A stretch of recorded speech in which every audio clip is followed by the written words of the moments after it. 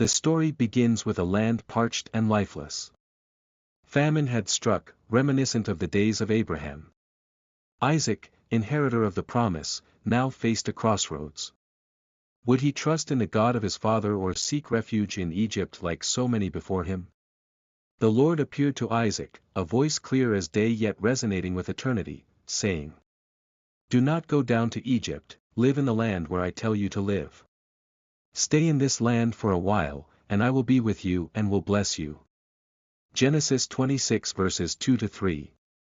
God's promise was as vast as the stars, a covenant to bless Isaac and his descendants. Isaac journeyed to Gerar, a land ruled by King Abimelech of the Philistines. As he settled among them, fear crept into his heart. Rebekah's beauty was unmatched, and he worried the men of Gerar might kill him to take her. Following his father's footsteps, he claimed, "She is my sister." But deception has a way of unraveling. One day, Abimelech observed Isaac and Rebekah together. Their affection betrayed their secret. Furious yet just, Abimelech confronted Isaac. "She is really your wife. Why did you say, 'She is my sister'?" Genesis 26 verse 9. Isaac confessed his fear, and Abimelech, moved by divine fear, decreed that no harm would come to Isaac or Rebekah. Despite the famine, Isaac sowed seeds in the land of Gerar. Against all odds, he reaped 100-fold that year, a testament to God's unwavering promise. His wealth grew beyond imagination, flocks, herds, and servants multiplied, drawing the envy of the Philistines. They began to fill Isaac's wells with dirt, cutting off his water supply. Finally, Abimelech ordered him to leave, saying, "Move away from us, you have become too powerful for us."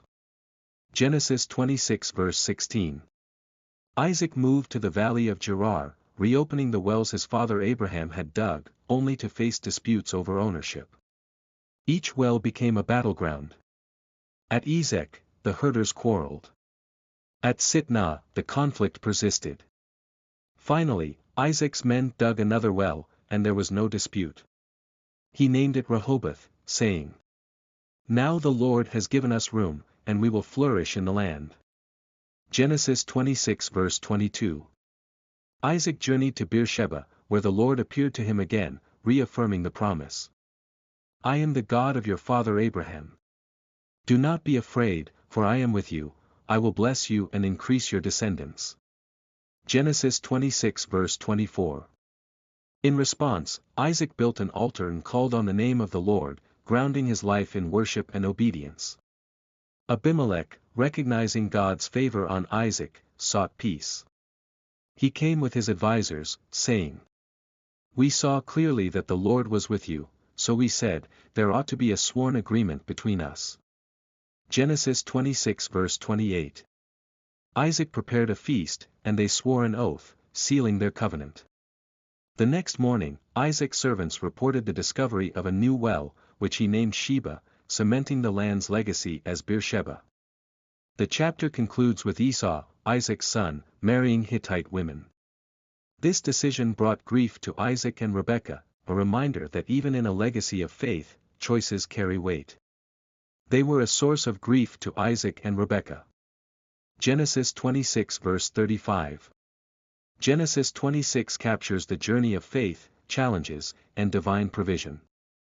Isaac, though imperfect, learned to trust in the God of Abraham.